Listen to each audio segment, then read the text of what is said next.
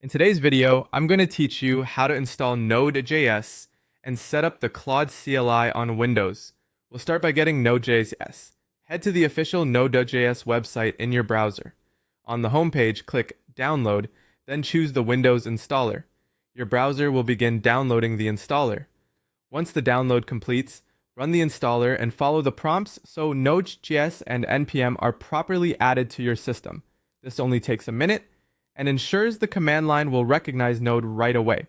Next, go to the official Claude website. From there, navigate to the Claude Code section.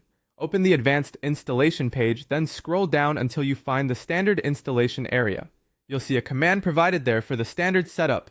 Highlight that command and copy it to your clipboard. We'll paste it in a moment. Now open the Windows search bar and type command prompt.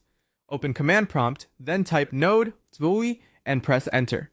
You should see a version number appear, which confirms Node.js is installed and working. With that verified, right-click in the command prompt window and paste the command you copied from the Claude site, then press enter. This installs the Claude tool using Node's package manager. Give it a bit to download and finish. You'll know it's done when the prompt returns with no errors. After the installation completes, open File Explorer, pick a location for your work, right-click in the blank space and create a new folder. Rename it to something meaningful so you'll recognize it later, then open the folder.